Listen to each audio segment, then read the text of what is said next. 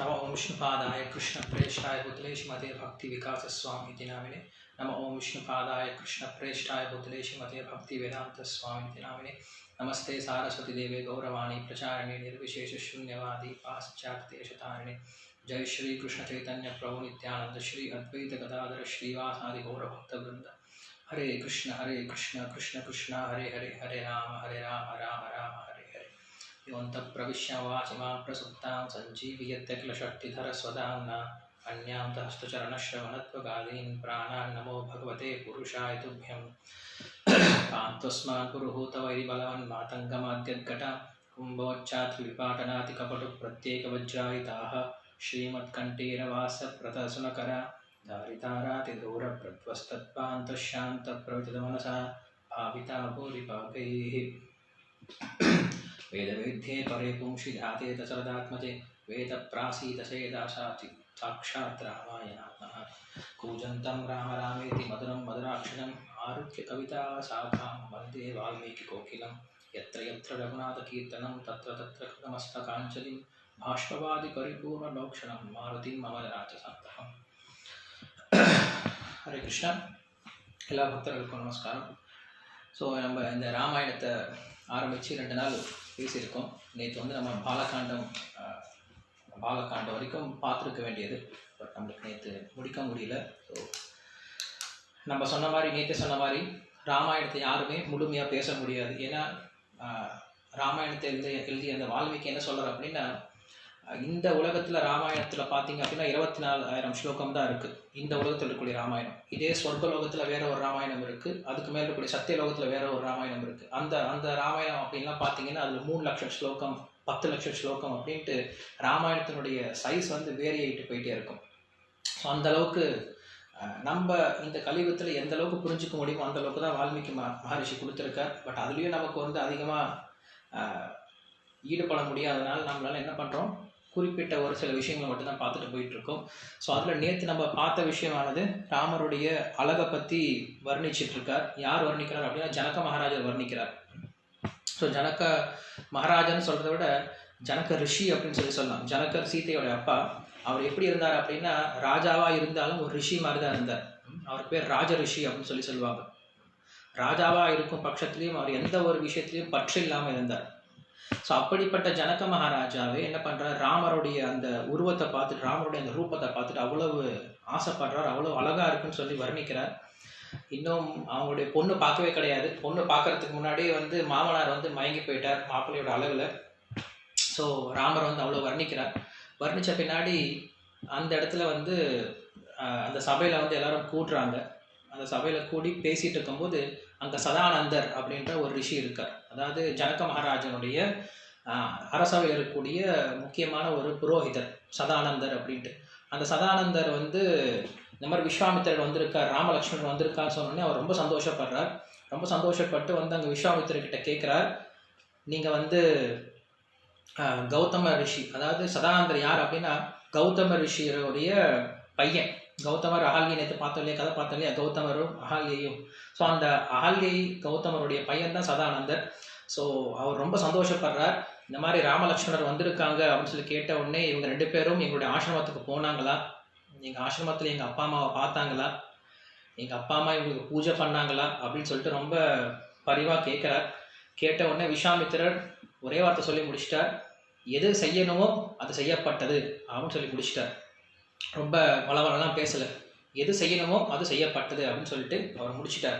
So அதுக்கப்புறம் அந்த சதானந்தர் வந்து ரொம்ப சந்தோஷப்பட்டு விஸ்வாமித்திரருடைய கதையை பற்றி அங்கே பேச ஆரம்பிக்கிறார். ஸோ முயற்சி திருவினையாக்கும் அப்படின்ட்டு நம்ம கேள்விப்பட்டிருக்கோம் இல்லையா. தெய்வத்தால் ஆகாதுன்னு முயற்சி தன் மெய்வருத்த கூலி தரும் அப்படின்னு சொல்லிட்டு திருவள்ளுவர் சொல்லுவார். ஸோ முயற்சி இருந்துச்சு அப்படின்னா நம்ம எதையும் சாதிக்க முடியும் அப்படிங்கிறதுக்கான ஒரு உதாரணம் தான் வந்து நம்மளுக்கு விஸ்வாமித்திரர். ஸோ விஸ்வாமித்திரர் யார் அப்படின்னா அவர் உண்மையில் ஒரு ராஜா, கௌஷிகர் அப்படின்ற ஒரு ராஜா, கௌஷிக நாட்டை சேர்ந்த ஒரு ராஜா அவர். ஸோ அந்த கௌஷிகர் என்ன பண்ணுறார் அப்படின்னா ஒரு முறை காட்டுக்கு வந்து வேட்டையாட போயிட்டு இருக்கார். ஸோ போயிட்டு இருக்கும்போது அந்த இடத்துல அவருடைய படை சேனையோட வேட்டையாடிட்டு இருக்கார். அந்த சமயத்தில் அவருக்கு வந்து ரொம்ப தாகமும் பசியும் இருக்கிறதுனால பக்கத்தில் ஏதாவது ஆசிரமம் இருக்குமான்னு சொல்லிட்டு பார்க்க போகிறார். அங்கே வந்து ஒரு ஆசிரமத்தில் போய் அவங்கக்கிட்ட தண்ணி கேட்கலாம் அப்படின்னு சொல்லிட்டு போகிறார். அந்த ஆசிரமம் என்ன அப்படின்னா வசிஷ்டருடைய ஆசிரமம் அங்கே இருக்குது. ஸோ வசிஷ்ட பகவானுடைய ஆசிரமத்தில் போய் விஸ்வாமித்திரர், அதாவது விஸ்வாமித்திரர் அதுக்கு முன்னாடி பேர், அவருடைய முன்னாடி பேர் வந்து கௌஷிகர். ஸோ அந்த கௌஷிகர் போய் அங்கே தண்ணி கேட்க போகிறார். ஸோ விஸ்வாமித்திரரும் அவரை வந்து வரவேற்று எல்லாருக்கும் விருந்து கொடுக்குறார். வசிஷ்டர் உண்மையில சொல்ல போனோம் அப்படின்னா ஒரு ரிஷி, காட்டில் இருக்கார். அவருக்கு வந்து சம்பாதனம்லாம் எதுவும் கிடையாது. பட் இருந்தாலும் அந்த கௌஷிகரான விஸ்வாமித்திரர் தன்னுடைய பெரிய படையோடு வரும்பொழுது எல்லாத்துக்கும் அவரால் உணவு கொடுக்க முடிஞ்சது. எல்லாத்துக்கும் பெரிய விருந்து கொடுத்தார். யாரும் யோசிச்சு கூட பார்க்க முடியாத அளவுக்கு அந்த நடு காட்டில் அவ்வளோ பெரிய விருந்து கொடுக்குறாரு. ஸோ அவ்வளோ பெரிய விருந்து கொடுக்குறாரு. எப்படி இவரால் இது சாத்தியமாகும், ஒரு ரிஷியாக இருந்துக்கிட்டு எப்படி இவருக்கு இது சாத்தியமாகும் அப்படின்னு சொல்லிட்டு அவர் விசாரிக்கும் பொழுது அப்போ வந்து என்ன தெரியுது, அவர்கிட்ட வசிஷ்டர்கிட்ட ஷபலா அப்படின்ற ஒரு பசுமாடு இருந்துச்சு. ஷபலா அப்படின்ற பசுமாடு என்ன பண்ணும் அப்படின்னா அது வந்து காமதேனு போன்ற ஒரு பசு. அந்த பசு கிட்ட நம்ம என்ன கேட்டாலும் அந்த பசு கொடுக்கக்கூடிய அளவுக்கு அந்த பசு கிட்ட அந்த திறமை இருக்கு. ஸோ இதான் வந்து அன்னைக்கு இருந்த ரிஷிகளுடைய செல்வம். அன்னைக்கு ரிஷிகள்லாம் என்ன பண்ணாங்க அப்படின்னா பேங்க் பேலன்ஸ்ல வச்சுக்கல, அவங்களுடைய செல்வத்தை என்ன பண்ணாங்க அப்படின்னா அவங்களுடைய தபஸ்யால வச்சிருந்தாங்க. இன்னைக்கு நம்ம என்ன பண்றோம் அப்படின்னா நம்மளுடைய எல்லா விதமான செல்வமும் வந்து நம்மளுடைய பேங்க் பேலன்ஸ்ல வச்சுக்கிறோம். ஆனால் அன்னைக்கு வந்து ரிஷிகள்லாம் வந்து பேங்க் பேலன்ஸோ இல்லை அவங்க வந்து எல்லாத்தையும் தூக்கிட்டு திரிஞ்சிட்டு இருக்கவங்க கிடையாது. அவங்களுடைய ஒரே ஒரு பேங்க் பேலன்ஸ், அவங்களுடைய ஒரே ஒரு சக்தி என்ன அப்படின்னா அவங்க செஞ்ச தபஸ்யா, அவங்க கிட்ட இருக்கக்கூடிய அந்த சக்தி தான், அவங்களுடைய தவ வலிமை தான் அவங்க கிட்ட சக்தியாக இருந்தது. ஸோ அப்படி அந்த ஷபலா அப்படின்ற அந்த பசுமாடை வச்சு அவர் என்ன பண்ணுறாரு, எல்லாத்துக்கும் விருந்து கொடுக்குறார். ஸோ இதை பார்த்த கௌஷிகரான விஸ்வாமித்திரருக்கு ஒரு ஆசை வந்துச்சு, அந்த பசுமாடை நம்ம எப்படி அணைஞ்சிடணும் அப்படின்ற ஒரு ஆசை வந்துச்சு. அந்த ஆசை வந்துட்டு அவர்கிட்ட போய் கேட்குறாரு, விஸ்வாமித்திரர் போய் வசிஷ்டர்கிட்ட கேட்குறாரு, எனக்கு இந்த பசுமாடு வேணும்னு சொல்லி கேட்குறார். கேட்ட உடனே இது வந்து நான் தபஸ்யா செஞ்சு நான் இந்த பசுமாடை பெற்றிருக்கேன். ஸோ என்னுடைய தபஸ்யாவை நீங்கள் வந்து வெறும் உங்களுடைய அரசன் அப்படின்ற ஒரு அதிகாரத்தை வச்சுட்டு அந்த பசுமாடு நீங்கள் வாங்கிட்டு போயிட முடியாது, நான் கொடுக்க முடியாது அப்படின்னு சொல்லி சொல்கிறார். ஸோ அதனால அவருக்கு கோபம் வருது. கோவம் வந்துட்டு சண்டைக்கு போறார். அந்த விஸ்வாமித்திரர் சண்டைக்கு போறார். சண்டைக்கு போகும்போது அந்த இடத்துல அந்த ஷபலா அப்படின்ற அந்த பசுமாடு என்ன பண்ணுது, வசிஷ்டருடைய சைட்ல இருந்து அந்த விஸ்வாமித்திரருடைய எல்லா படையும் அடிச்சு துரத்திடுது. ஏன்னா அதுக்குள்ள இருந்து நிறைய படை வீரர்கள் வந்து என்ன பண்றாங்க, அந்த விஸ்வாமித்திரோட சண்டை போட்டு அவங்க துரத்தி விட்டாங்க. ஸோ விஸ்வாமித்திரர் என்ன புரிஞ்சுக்கிட்டாரு அப்படின்னா க்ஷத்ரியனுடைய வலிமையை விட பிராமணனுடைய தவ வலிமை ரொம்ப உயர்ந்ததா இருக்கு அப்படின்னு சொல்லி புரிஞ்சுக்கிட்டாங்க. ஸோ அதை புரிஞ்சுக்கிட்டதுனால என்ன நினைக்கிறார் விஸ்வாமித்திரர், இப்போ நான் வந்து ராஜாவாக இருந்து என்ன பிரயோஜனம், ராஜாவாக இருந்து என்னால் ஒன்றும் சாதிக்க முடியல, ஒரு எளிமையான ஒரு பிராமணன் கிட்ட நான் தோற்று போயிட்டேன். காரணம் என்னது, அவர்கிட்ட இருக்கக்கூடிய அந்த தவ வலிமை. ஸோ நானும் அந்த மாதிரி ஆகணும், நானும் வந்து ஒரு பிராமணனாக ஆகணும் அப்படின்னு சொல்லிட்டு அவரும் வந்து விருப்பப்படுறார். ஸோ விருப்பப்பட்டால் மட்டும் பத்தாது, அதுக்கான குணங்களும் வேணும். கிருஷ்ணர் பகவத்கீதையில சொல்றார். நம்ம இதை ரொம்ப நல்லா புரிஞ்சுக்கணும். ஏன்னா நிறைய பேர் வந்து என்ன நினச்சிட்டு இருக்காங்க அப்படின்னா சாஸ்திரமானது ஜாதியை வந்து உற்பத்தி பண்ணுது அப்படின்னு நினச்சிட்டு இருக்காங்க. பட் உண்மையில சாஸ்திரமானது ஜாதியை உற்பத்தி பண்ணல. கிருஷ்ணர் பகவத்கீதை சொல்றார், சாதுர் வர்ணியம் மயா சிருஷ்டம் குணகர்ம விபாகசக அப்படின்னு சொல்லி சொல்றார். இந்த 4 வர்ணங்கள்லாம் பிராமண க்ஷத்ரிய வைஷ்ய சூத்ர அப்படின்ற இந்த 4 வர்ணங்களும் என்னால் உருவாக்கப்பட்டது. எதை பேஸ் பண்ணி, குண கர்ம விபாகசக அப்படின்னு சொல்லி சொல்றார். குணம் மற்றும் அவன் செய்யக்கூடிய செயலை பொறுத்து அப்படின்னு சொல்லி சொல்றார். அங்க வந்து பிறப்பை பொறுத்து கிடையாது. ஸோ அதனால பிறப்புனால ஒருத்தன் பிராமணன் ஆகிறதோ, பிறப்புனால ஒருத்தன் க்ஷத்ரியன், பிறப்புனால ஒருத்தன் வைஷ்யன், பிறப்புனால ஒருத்தன் சூத்ரன் ஆகிறது கிடையாது. அவனுடைய குணத்தை பொறுத்தும் அவன் செய்யக்கூடிய கர்மத்தை பொறுத்தும் தான் இருக்கு. கர்மம் அப்படின்னா அவன் செய்யக்கூடிய செயல்கள். ஸோ அதனால ஒருத்தன் பிராமண குடும்பத்திலேயே பிறந்து அவனுக்கு அந்த பிராமணனுக்கான குணம் இல்லை அப்படின்னா அவனை பிராமணன் சொல்ல முடியாது. அதே ஒருத்தன் சூத்ர குடும்பத்துல பிறந்து அவனுக்கு பிராமணுக்கான குணம் இருந்துச்சு அப்படின்னா அவனை பிராமணா ஏத்துக்கணும். அதுதான் வந்து சாஸ்திரம் சொல்லுது. அதுதான் கிருஷ்ணரே பகவத்கீதை சொல்றார். அதனால இந்த ஜாதி பிறப்பினால வந்து ஜாதியை பிரிக்கிறது அப்படிங்கிறது சாஸ்திரத்துல சொல்லப்பட கிடையாது. அதை வந்து நடுவில் மக்கள் வந்து அரசியலுக்காக பிரிச்சுக்கிட்டாங்களே தவிர எந்த சாஸ்திரம் வந்து ஜாதியை வந்து சொன்னது கிடையாது. கண்டிப்பா இந்த டிவிஷன்ஸ் வேணும். இந்த டிவிஷன்ஸ் இல்லாமல் எந்த ஒரு சமுதாயமும் செயல்படாது.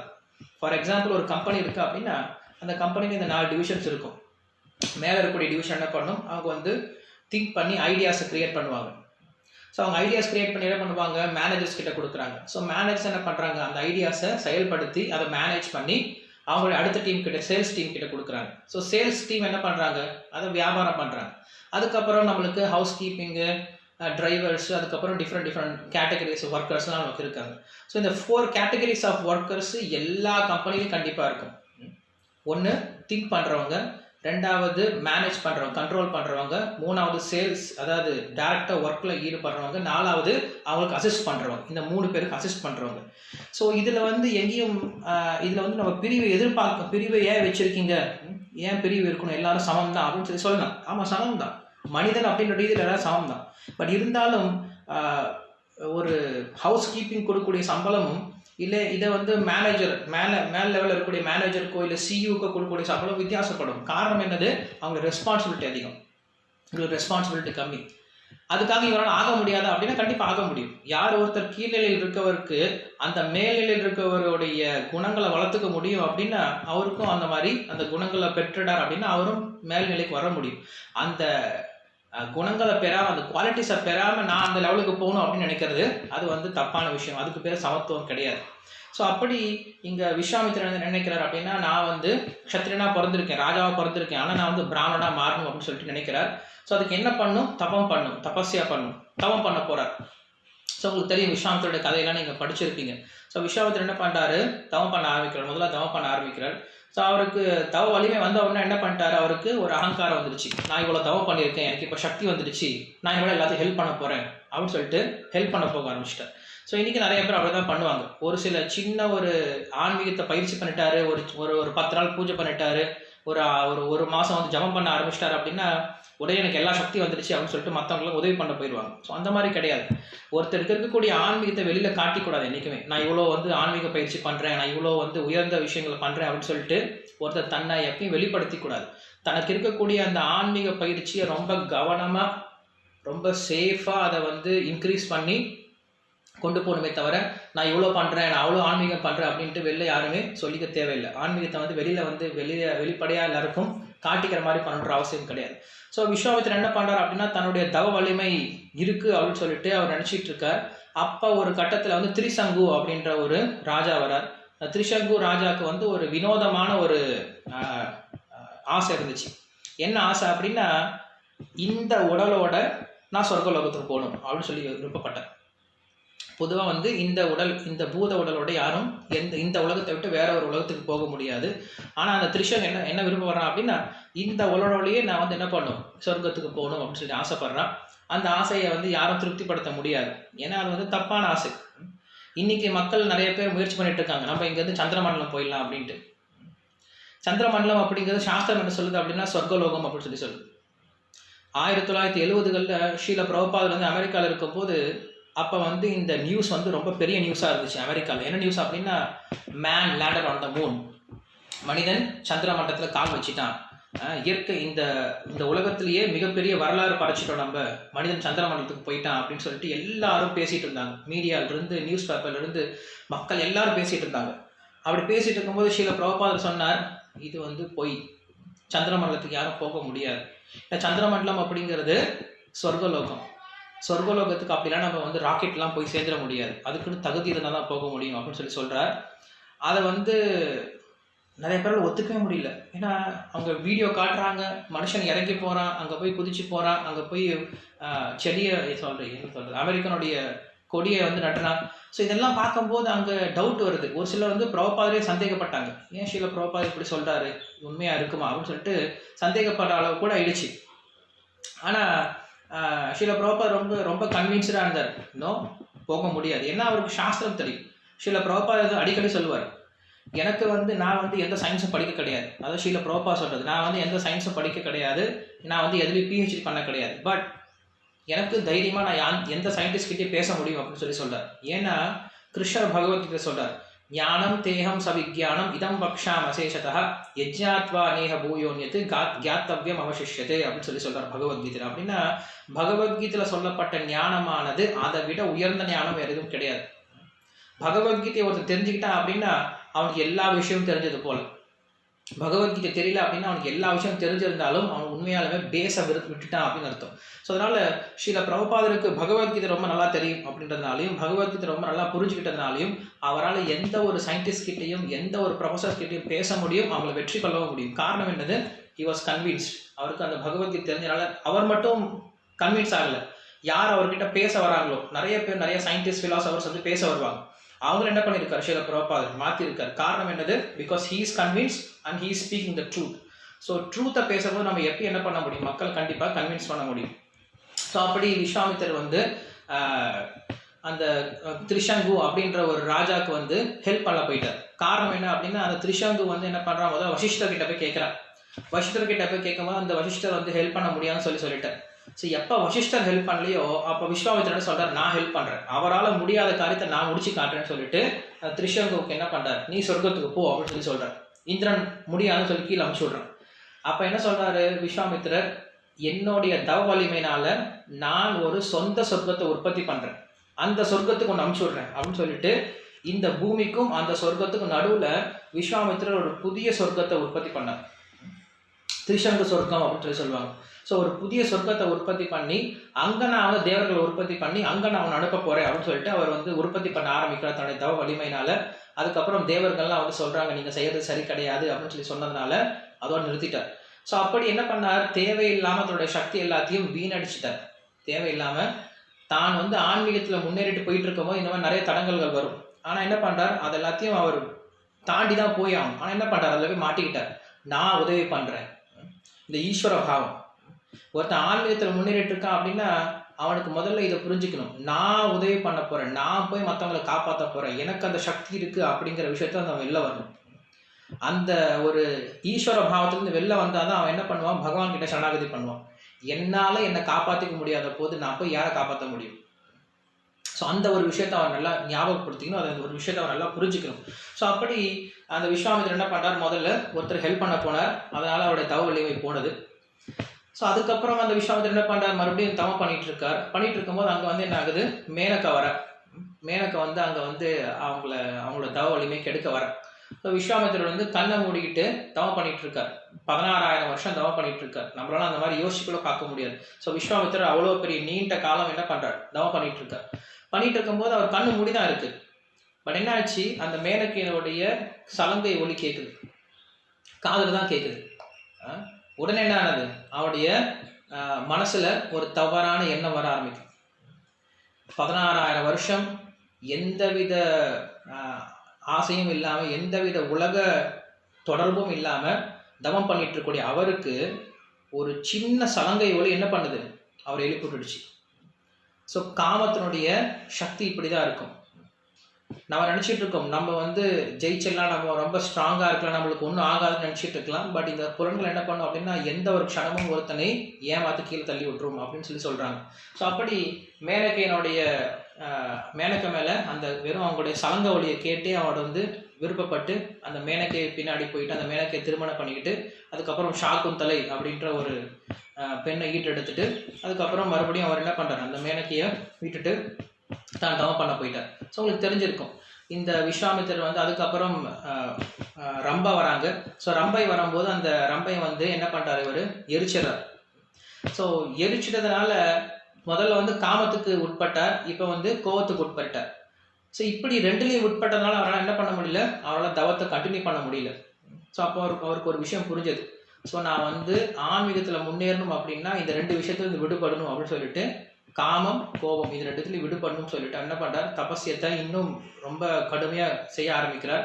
ஸோ ஒரு கட்டத்தில் அவர் வந்து தபஸ்யால் ரொம்ப முன்னேறினதுனால பிரம்மா வரார். பிரம்மா தோன்றி அவர் சொல்கிறார், நீ பிரம்மரிஷி ஆகிட்ட அப்படின்னு சொல்லி சொல்கிறார்.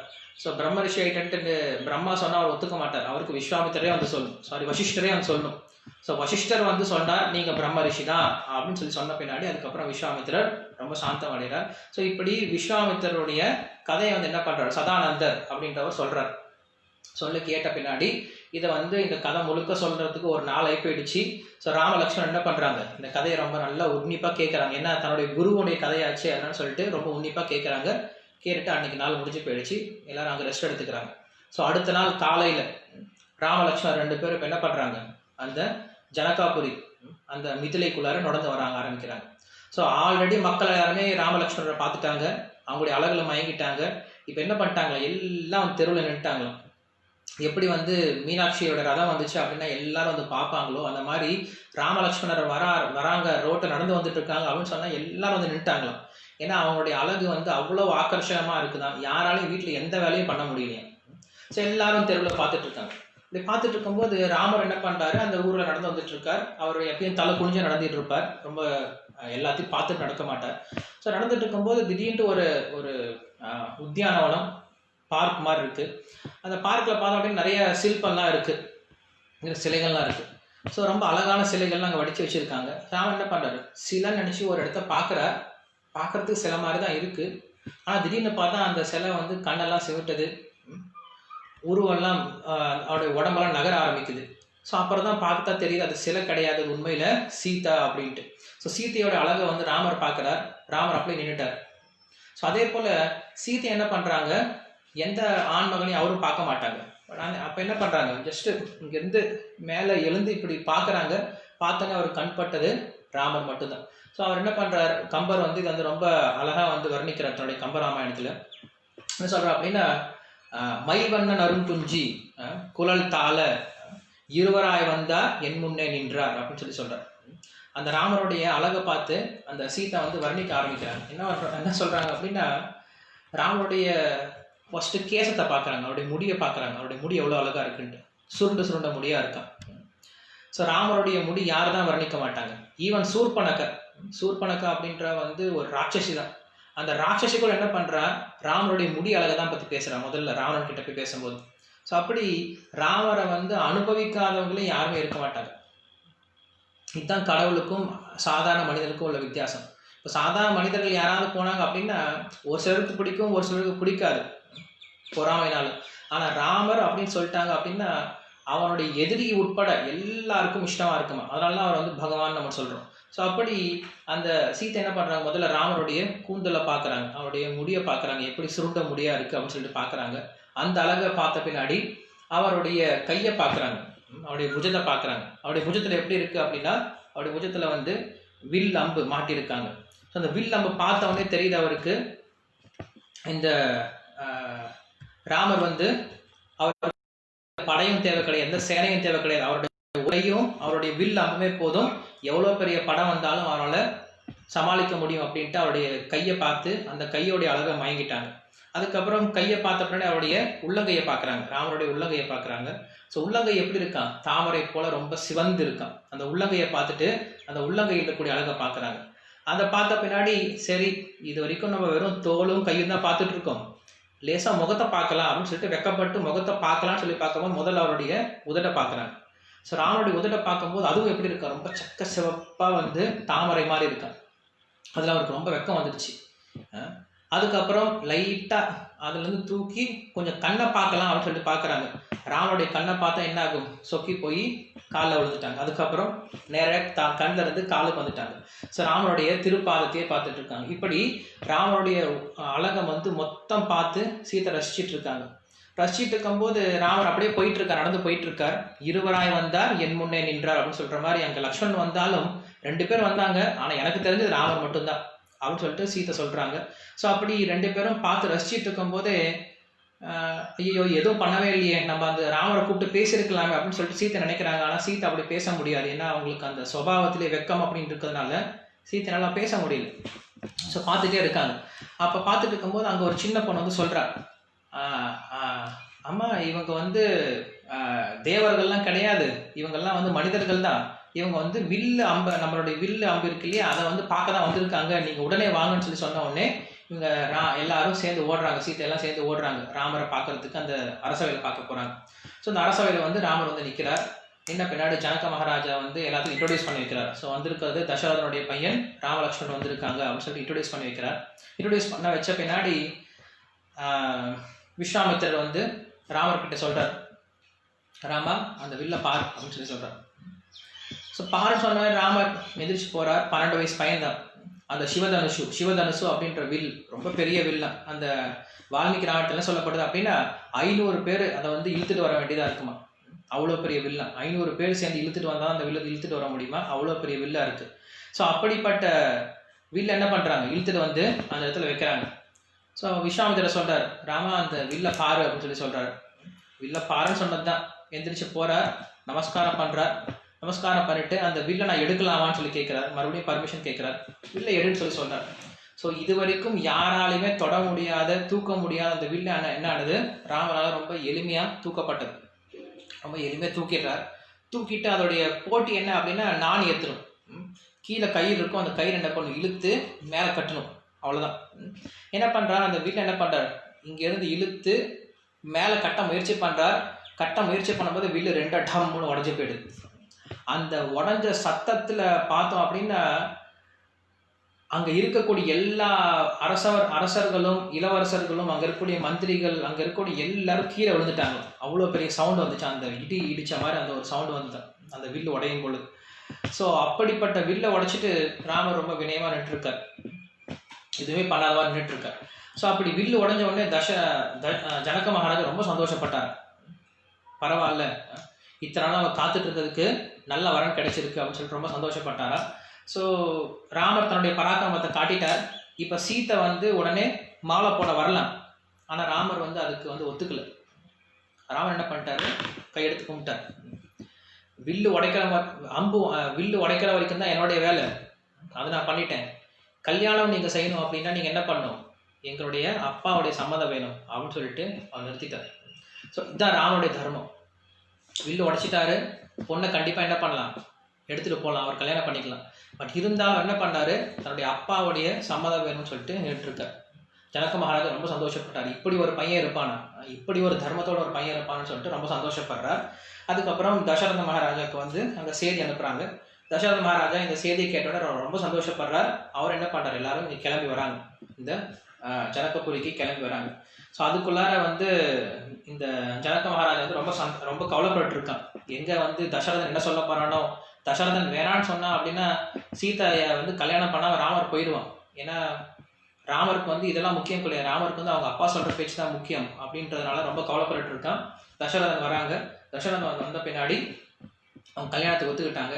ஸோ பங்குனி உத்திரம் அன்னைக்கு என்ன ஆகுது, 2 பேருக்கும் கல்யாணத்தை வந்து ஏற்பாடு பண்ணுறாங்க.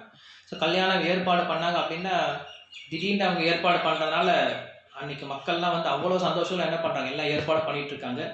சீதைக்கு வந்து எப்படி அலங்காரம் பண்ணுறாங்க அப்படின்னு சொல்லிட்டு வால்மீகி ரிஷி எழுதுறார். யாருக்காவது அலங்காரம் பண்ணும் அப்படின்னு ஆசை இருந்துச்சுன்னா கண்டிப்பாக அவங்க எல்லாருக்கும் இருக்கும். ஏன்னா நீங்கள் எல்லாரும் இப்போ ஜுவல்லரி சைட்லேயும் இருக்கீங்க. ஸோ என்ன மாதிரி நகையெல்லாம் போட்டுட்டு இருந்தாங்க, என்ன ஸ்டைலில் அந்த நகையெல்லாம் இருந்துச்சு, அந்த நகையினுடைய அழகு எப்படி இருந்துச்சு அப்படின்னு சொல்லிட்டு யாருக்காவது தெரிஞ்சுக்கணும் அப்படின்னா அந்த காண்டத்தை படித்து பார்க்கலாம், அந்த சாப்டரை படித்து பார்க்கலாம். ஸோ அவ்வளவு வந்து எக்ஸ்பிளைன் பண்ணுறாங்க அந்த சீத்தை வந்து எப்படிலாம் வந்து அலங்காரம் பண்ணியிருந்தாங்க அப்படின்ட்டு. ஸோ அப்படிப்பட்ட அலங்காரம் பண்ணப்பட்ட சீத்தையை கூட்டிகிட்டு வந்து ராமர் முன்னாடி நிறுத்தும் போது ஜனக மகாராஜா நினச்சாரா, ராமர் சொக்கி போயிடுவான், சீத்தையின் அழகை பார்த்து ராமர் சொக்கி போக போகிறார் அப்படின்னு சொல்லிட்டு கொண்டு வந்து நிறுத்துறாரு. ஆனால் ராமர் தெரியும், அவர் வந்து காம்பீரியமான புருஷோத்தமர். அவர் என்ன பண்ணுறாரு, பார்க்குறார், பெருசாக ஒரு ரியாக்ஷனை காட்டவே இல்லை. அவருக்கு அது ஒரு பெருமை, ரியாக்ஷனை காட்டாத ஒரு பெருமை உள்ளே இருக்கும், ஆசை இருக்கும். ஆனால் வெளில என்ன பண்ண மாட்டார், ரியாக்ஷன் காட்ட மாட்டார். ஏன்னா அவர் அப்படிப்பட்ட ஒரு கிரேவான ஒரு பர்சனாலிட்டி. என்ன பண்ணுறார், அவர் பாட்டு கம்பீரமாக நின்றுட்டுருக்கார். ஸோ இப்போ வந்து பொண்ணை தாரவாத்து கொடுக்கணும் அப்படின்னா அந்த பொண்ணு உண்மையில் வந்து ஜனக மகாராஜனுடைய பொண்ணே கிடையாது. உங்களுக்கு தெரியும், சீதா அப்படின்னு சொல்லி சொல்கிறார். இயம் சீதா. ஜனக மகாராஜர் வந்து ராமருக்கு சொல்லும் போது என்ன சொல்றார், இயம் சீதா மாமா சுதா அப்படின்னு சொல்லி சொல்றார். சஹ தர்மச்சரித்தக அப்படின்னு சொல்லி சொல்றார். அப்படின்னா இந்த பொண்ணான சீத்தை அப்படின்னா என்ன அர்த்தம், சீத்தை அப்படின்ற வார்த்தைக்கே வந்து பூமியிலேருந்து தோன்றினவள் அப்படின்னு அர்த்தம். சீத்தை வந்து சாதாரண மனிதனை போல ஒரு ஆணுக்கும் பெண்ணுக்கும் பிறந்த ஒரு குழந்தை கிடையாது. சீத்தையானவள் பூமாதேவியனுடைய குழந்தை. ஸோ இந்த பொண்ணு சீத்தை பூமியிலேருந்து தோன்றின குழந்தை. எம் சீதா மம சுதா, என்னுடைய பொண்ணு அப்படின்னு சொல்லி சொல்றார். காரணம் என்னது, அன்னைக்கு அந்த பூமியிலேருந்து தோன்றும் போது மேலே அசிரீர வாக்கு சொல்லுது, இந்த சீத்தை உன்னுடைய பொண்ணு தான், நீ இந்த உன்னோட பொண்ணாக வளர் அப்படின்னு சொல்லி சொல்றாரு. ஸோ அதனால அந்த ஒரு வாக்கை வந்து அவர் எடுத்துக்கிட்டு என்ன சொல்றாரு, இந்த பெண்ணான சீத்தை என்னுடைய பொண்ணு தான். சரி, உன் பொண்ணா இருக்கட்டும், உன் பொண்ணு எப்படிப்பட்ட பொண்ணு அப்படின்னு சொல்லி கேட்கும்போது உங்களுடைய தர்மத்துக்கு ஏத்தாப்புல நடந்துக்கூடிய ஒரு பொண்ணு அப்படின்னு சொல்லி சொல்றாரு. ஏன்னா பெண்ணை நம்ம கல்யாணம் பண்றதுக்கு முன்னாடி எப்படிப்பட்ட பெண்ணா எடுக்கணும் அப்படின்னா நம்மளுடைய கொள்கைக்கு ஏற்றாறு போல இருக்கக்கூடிய ஒரு பெண்ணா செலக்ட் பண்ணணும். அப்படி செலக்ட் பண்ணல அப்படின்னா நம்மளுடைய லைஃபை எப்படி இருக்கும், நரகமாக போயிடும். ஸோ என்ன சொல்கிறாரு, இந்த பெண் எப்படிப்பட்ட பெண்ணாக இருப்பா அப்படின்னா, உங்களுடைய உங்களுடைய தர்மம் என்ன இருக்கோ, உங்களுடைய கொள்கை என்ன இருக்கோ, அந்த கொள்கையை தன்னுடைய கொள்கையாக ஏற்றுக்கூடிய பொண்ணாக இருப்பா இவ அப்படின்னு சொல்லிட்டு இன்ட்ரோடியூஸ் பண்ணியிருக்காங்க. ஸோ இன்ட்ரோடியூஸ் பண்ண ராமனுடைய கொள்கை என்னது? ராமனுடைய கொள்கை என்னன்னு பார்த்தீங்க அப்படின்னா, எந்த தவறாக இருந்தாலும் எப்போ ஒருத்தர் ராமர்கிட்ட சரணாகதி பண்ணுறானோ அவனுடைய தவறை எல்லாத்தையும் மறந்துட்டு அவனுக்கு ஆசீர்வாதம், அவனுக்கு பாதுகாப்பு கொடுக்காத ராமருடைய ஒரே ஒரு குணம். அந்த குணத்துக்கு சீத்தை ஏற்றாற்போல இருப்பா அப்படின்னு சொல்லிட்டு அந்த அந்த ஜனக மகாராஜா சொல்றார். அதுக்கப்புறம் 2 பேரையும் கையை சேர்த்து வச்சு பாணி கிரகணம் பண்ணி கொடுக்குறாங்க. 2 பேருக்கும் திருமணம் முடிஞ்சது. திருமணத்தை பற்றி பேசணும் அப்படின்னா நிறைய இருக்கு. இன்னும் திருமணத்துக்கு முன்னாடி எப்படி நடந்துச்சு அப்படிங்கிற விஷயம் நிறைய இருக்கு. நான் எல்லாத்தையும் பேசுறதுக்கான நேரம் கிடையாது. நல்லா என்ன பண்ணுறோம், கொஞ்சம் ரஷ் பண்ணிட்டு போயிட்டு இருக்கோம். ஸோ அப்படி சீதாருக்கும் ராமருக்கும் திருமணம் முடிஞ்சது. திருமணம் முடிஞ்ச பின்னாடி அந்த இடத்துல வால்மீகி சொல்லக்கூடிய மிக முக்கியமான விஷயம் மட்டும் ஒன்று சொல்கிறேன். ஒரு கணவனுக்கும் மனைவிக்கும் நடக்கக்கூடிய உறவு முறை எப்படி இருக்கணும்னு சொல்கிறாங்க. ஒரு மனைவி தன்னுடைய கணவனை திருமணம் பண்ணிக்கிட்டா அப்படின்னா அந்த மனைவி எப்படி இருக்கணுமா, அவளுக்கு 3 குணங்கள் இருக்கணுமா. அந்த மனைவிக்கு என்ன குணம் அப்படின்னா, முதல்ல அந்த கணவன் தான் தன்னை பாதுகாக்கக்கூடிய நபர். அந்த கணவன் கிட்ட மட்டும்தான் என்ன பண்ணணும், பாதுகாப்பை எதிர்பார்க்கணும். மற்ற நபர்கிட்ட பாதுகாப்பை எதிர்பார்க்கக்கூடாது. கணவன் மட்டும்தான் என்னை பாதுகாக்கக்கூடிய நபர் அப்படின்ற அந்த முழு சார்பு தன்மை, கணவனை மட்டுமே சார்ந்திருக்கக்கூடிய அந்த தன்மையோடு இருக்கணுமா.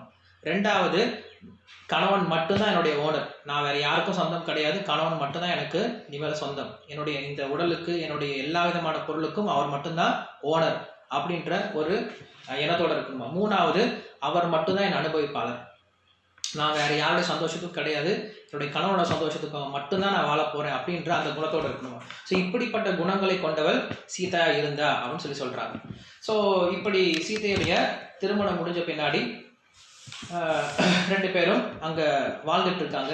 ஸோ யார் ஒருத்தர் இது பாலகாண்டம் முடியுது. பாலகாண்டத்தோடைய முடிவில் ராமலும் சீதையும் என்ன பண்றாங்க, சேர்ந்து வாழ்றாங்க.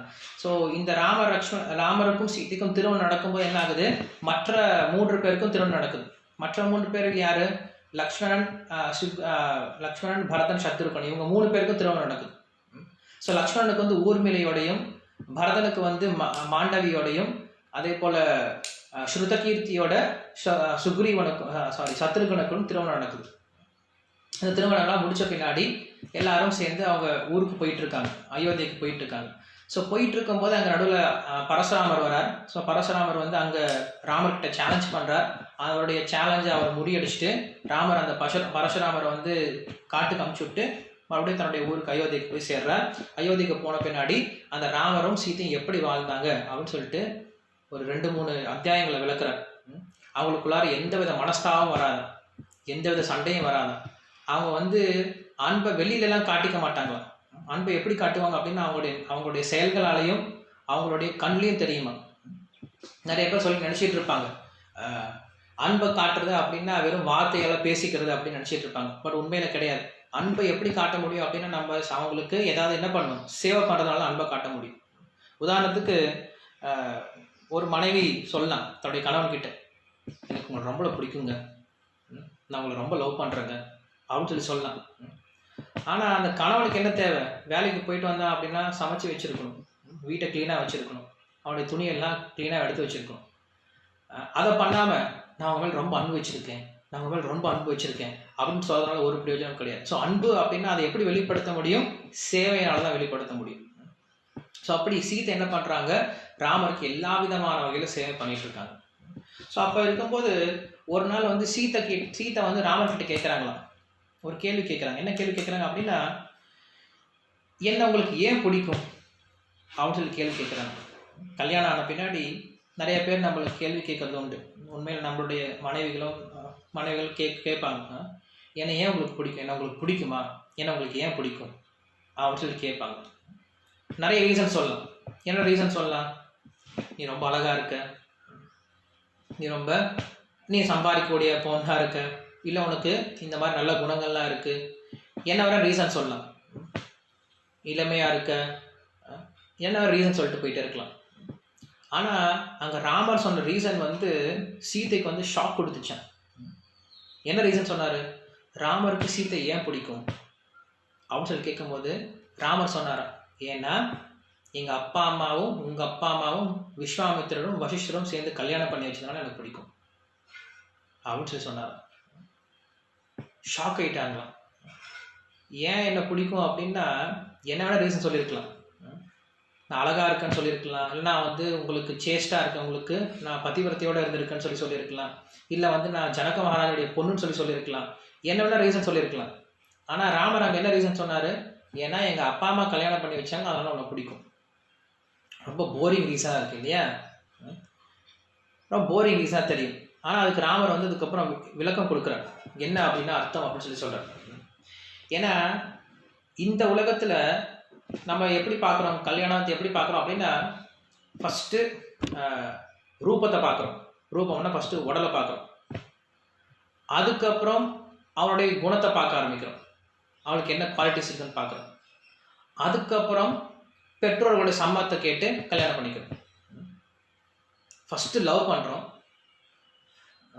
அதுக்கப்புறம் என்ன பண்ணுறோம், நம்ம கல்யாணம் பண்ண ஆரம்பிக்கிறோம். கல்யாணம் பண்ணிக்கிட்டு அதுக்கப்புறம் நம்ம வாழ்க்கை நடத்த ஆரம்பிக்கிறோம்.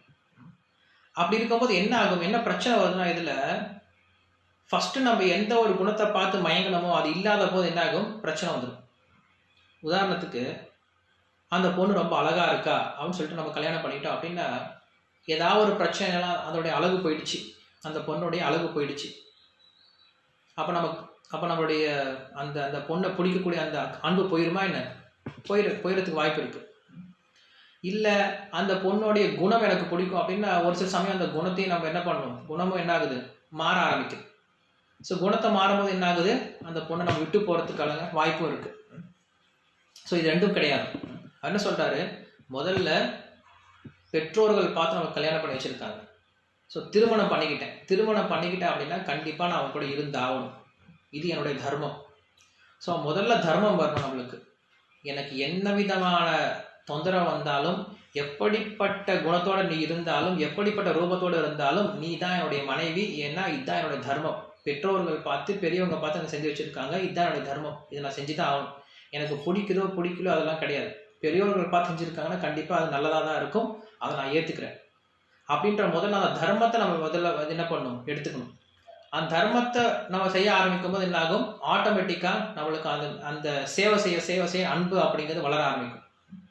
ஆனால் இன்றைக்கி என்ன ஆகிடுது, முதல்ல எல்லாத்தையும் அனுபவிச்சிடறாங்க. அதுக்கப்புறம் 2 பேரும் சேர்ந்து வரும்போது சேவை செய்யணும் அப்படின்னு வரும்போது என்ன ஆகுது, அங்கே பிரச்சனை வருது. நீ வேலை செய், நான் வேலை செய், நான் ஏன் உனக்கு சேவை செய்யணும், நீ ஏன் எனக்கு சேவை செய்யணும், அப்போ என்ன ஆகுது, அங்கே பிரச்சனை வந்து பிரிஞ்சு போயிடுறாங்க. ஸோ ஃபஸ்ட்டு வர்றது என்னது, சேவை. அதுக்கப்புறம் வர்றது காதல். ஆனால் இன்றைக்கி நாகரிக உலகத்தை எப்படி போயிடுது, முதல்ல காதல், அதுக்கப்புறம் சேவைன்னு வரும்போது என்ன போயிடுறாங்க, பிரிஞ்சு போயிடுறாங்க. ஸோ அது வந்து கிடையாது. முதல்ல நம்ம பண்ண வேண்டிய தர்மத்தை பண்ணணும். நம்முடைய தர்மம் என்னது, நம்ம பெற்றோர்கள் நம்மளுக்கு கொடுத்துருக்காங்க, இது நமக்கு சிறந்தது. அதை முதல்ல எடுத்துக்கிட்டு முதல்ல ஒருத்தருக்கு ஒருத்தர் சேவை பண்ண ஆரம்பிக்கிறது. மனைவி கணவனுக்கு சேவை பண்ண ஆரம்பிக்கிறாங்க. ஸோ அந்த சேவையினால தான் என்ன பண்ண முடியும், அன்பு வளர ஆரம்பிக்குது. சேவை பண்ணாமல் அன்பு வளர போகிறது கிடையாது, அதுக்கு பேர் அன்பு கிடையாது. சேவை பண்ணாமல் வளரக்கூடியது அன்பு கிடையாது, வெறுமனே காமம் தான். அந்த காமம் எப்போ திருப்தி அடையில அப்போ என்ன ஆகும், பிரச்சனை வந்து விடுபட்டுறாங்க. ஸோ இன்றைக்கி நாகரிக உலகம் அப்படி தான் போயிட்டுருக்கு. வெறும் காமத்தை பேஸ் பண்ணியே போயிட்டு இருக்கிறதுனால குடும்பத்தில் என்ன ஆகிட்டு இருக்கு, பிரச்சனை வருது. சேவை மனப்பான்மை அப்படிங்கிறது கிடையாது. இன்னைக்கு புதுசாக திருமணமானவங்களுக்கு நிறைய பேருக்கு இந்த பிரச்சனை. காரணம் என்னது, ஆணுக்கும் சரி பெண்ணுக்கும் சரி 2 பேருக்கும் ட்ரைனிங் கிடையாது. ஒரு ஆணுக்கு எப்படி ஒரு நல்ல கணவனாக இருக்குன்னு சொல்லி கொடுக்கறது கிடையாது, ஒரு பெண்ணுக்கு எப்படி ஒரு மனைவியாக இருக்குன்னு சொல்லி கொடுக்கறது கிடையாது.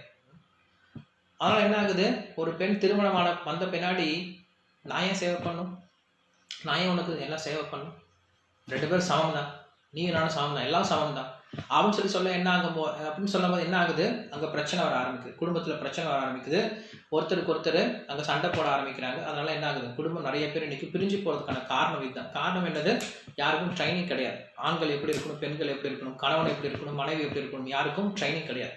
ஸோ மனைவி எப்படி இருக்கணும், கணவனுக்கு சேவை பண்ணிட்டு இருக்கணும். கணவன் எப்படி இருக்கணும், அவருக்கு ஒரு குரு இருக்கணும், அந்த குருவுக்கு என்ன பண்ணணும், கணவன் சேவை பண்ணிட்டு இருக்கணும்.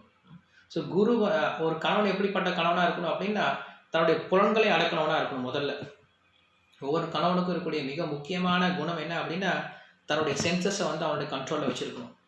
தன்னுடைய சென்சஸ் அவனுடைய கண்ட்ரோலில் வைக்கல அப்படின்னா உன்னை வந்து மனைவி கண்ட்ரோல் பண்ண ஆரம்பிச்சிடுவான்.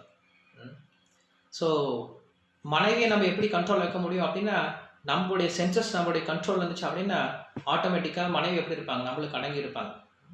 ஸோ அதே போல் மனைவி எப்படி கணவனை கண்ட்ரோலில் வைக்க முடியும் அப்படின்னா, திட்டியோ அடிச்சோ இல்லை சண்டை போட்டோ கணவனை கண்ட்ரோலில் கொண்டு வர முடியாது. தன்னுடைய சேவையினால், தன்னுடைய அன்புனால், தன்னுடைய பொறுப்பான செயல்பாடுகள்னால. எப்போ ஒரு மனைவி தன்னுடைய கணவனுக்கு அன்போட உண்மையோட சேவை பண்ண ஆரம்பிக்கிறாளோ, அதை பார்க்கும்போது என்ன ஆகுறான், கணவன் ஆட்டோமேட்டிக்காக என்ன ஆயிடுறான், மனைவி கிட்ட சரணாகதி ஆயிடுறான், மனைவி சொல்கிற விஷயத்தெல்லாம் கேட்க ஆரம்பிக்கிறான். ஸோ இப்படி தான் அன்னைக்கு இருந்த சமுதாயம் இருந்துச்சு. வேத சமுதாயம் எப்படி இருந்துச்சு, இப்படி தான் இருந்துச்சு. கணவன் எப்படி இருந்தால் புலநடக்கத்தோடு இருந்தான். தன்னுடைய புலநடக்கத்தோடு இருக்கிறதுனால மனைவியை தன்னுடைய கண்ட்ரோலில் வச்சுருந்தான். அதே போல் மனைவி எப்படி இருந்தாங்க, கணவனுக்கு சேவை பண்ணக்கூடிய மனப்பான்மையில் இருந்தாங்க. ஸோ அப்படி சேவை பண்ணுறதுனால மனைவி கணவனையும் கண்ட்ரோலில் வச்சுருந்தாங்க. ஸோ இப்படி மியூச்சுவல் என்ன பண்ணுறாங்க, ஒருத்தருக்கு ஒருத்தர் கண்ட்ரோல் இருந்தாங்க. ஸோ இது இல்லாமல் வெறுமனே நம்ம ஈக்குவல் ரைட்ஸ் சொல்லி சொன்னீங்கன்னா ஈக்குவல் ஃபைட்ஸ் தான் ஆகும், ஈக்குவல் ரைட்ஸ் இருக்காது. ஸோ இன்றைக்கி சொசைட்டியில் அப்படி தான் போயிட்டுருக்கு, equal rights and equal fights. அப்போ என்ன ஆகுது, பிரிஞ்சு போயிட்டு குழந்தைங்க ரொம்ப கஷ்டப்பட்டு இருக்காங்க. ஸோ அப்படி இல்லாமல் இந்த ராமரும் சீதையும் என்ன பண்ணுறாங்க, ரொம்ப சந்தோஷமான வாழ்க்கையை வாழ்ந்துட்டு இருக்காங்க அப்படின்னு சொல்லிட்டு பாலகாண்டத்தை முடிக்கிறாங்க.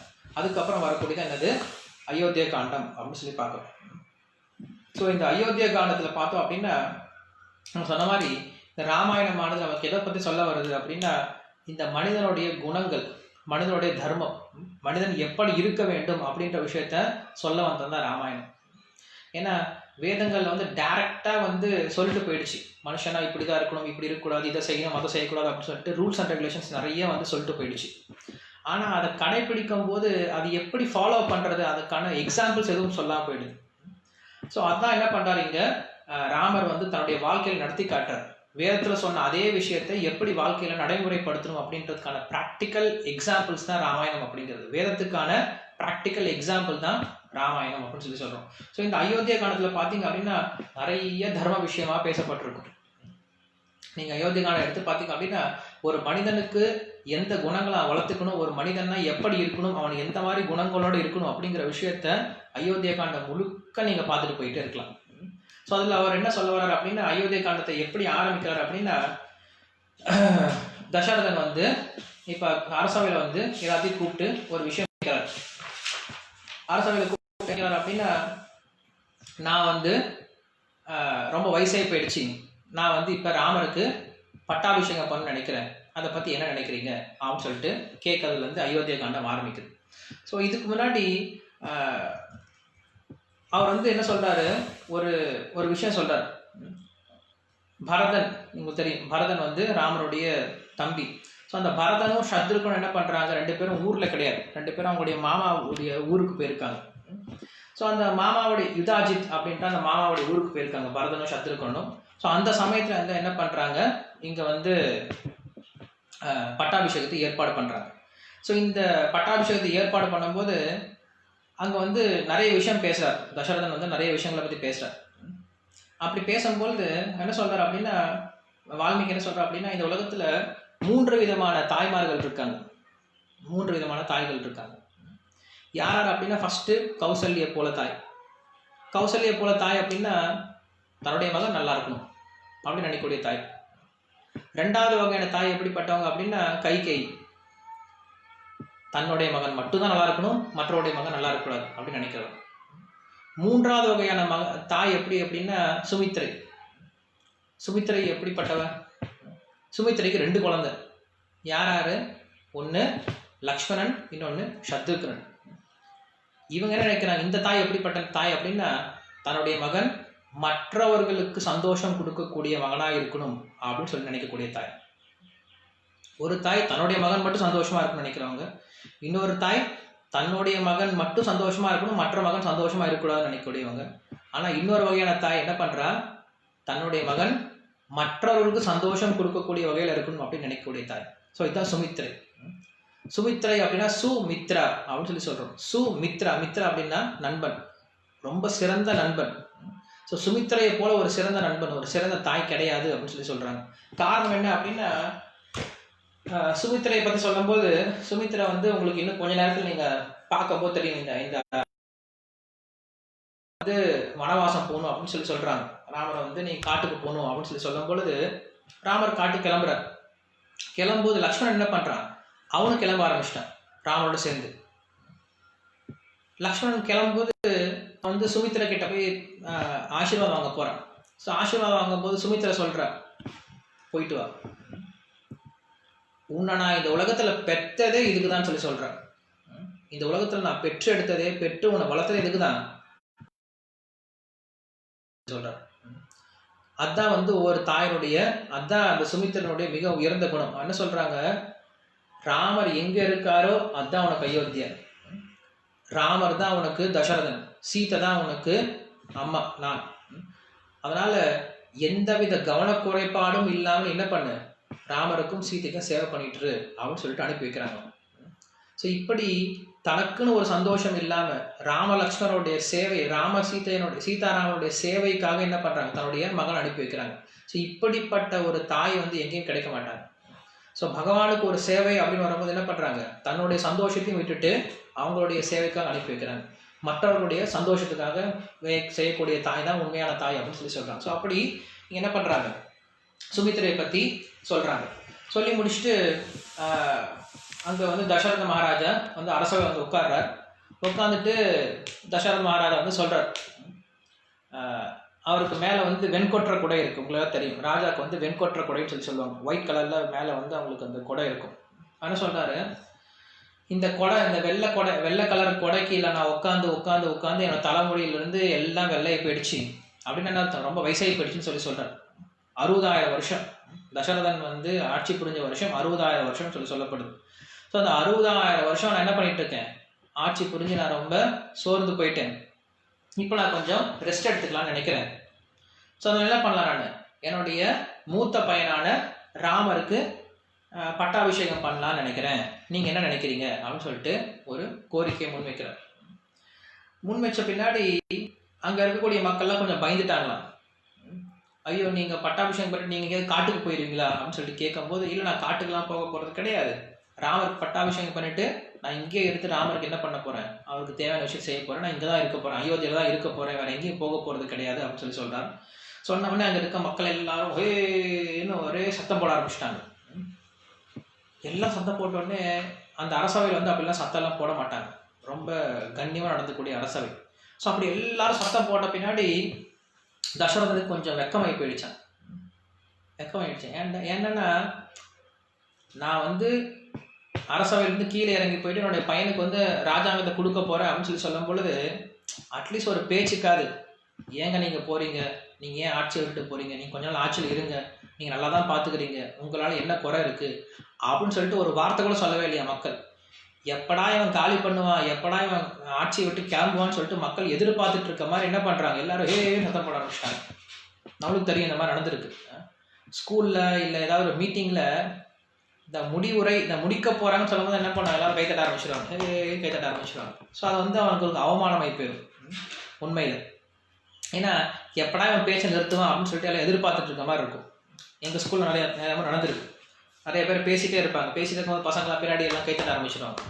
ஸோ கைத்தட்டினாங்க அப்படின்னா அந்த பேசுகிறவருக்கு வந்து ரொம்ப வெக்கமாகி போயிடும், எப்படா இவன் நிறுத்துவான் அப்படின்னு சொல்லிட்டு அந்த நிறுத்தத்துக்கான கைத்தட்டலாம் வந்து அதை எடுத்துப்பாங்க. ஸோ அதே போல் எங்கள் தசரதன் வந்து நான் வந்து ராமருக்கு பட்டாபிஷேகம் பண்ண போகிறேன்னு சொல்லி சொன்னவங்க என்ன ஆகிட்டாங்களா, எல்லாரும் கைத்தட்ட ஆரம்பிச்சோம், சத்தம் போட ஆரம்பிச்சிட்டாங்க. ஸோ தசரதனுக்கு ரொம்ப கஷ்டம் போயிடுச்சு. நான் உங்களுக்கு என்னப்பா குறை வச்சேன், எப்படா இவன் கிளம்பான்னு சொல்லிட்டு வெயிட் பண்ணிட்டு இருக்க மாதிரி நீங்கள் எல்லாரும் கைத்தட்டுறீங்களே அப்படின்னு சொல்லிட்டு அவர் கேட்கும்போது, அப்போ வந்து அந்த ஊர் மக்கள், அந்த அயோத்தியா மக்கள்லாம் சொல்கிறாங்களா, அது உன்னுடைய குற்றமும் கிடையாது, என்னுடைய குற்றமும் கிடையாது, இப்படி நாங்கள் சத்தம் போகிறதுக்கு உன்னுடைய குற்றமும் கிடையாது, என்னுடைய குற்றமும் கிடையாது, அது எல்லாமே ராமனுடைய குற்றம் தான்.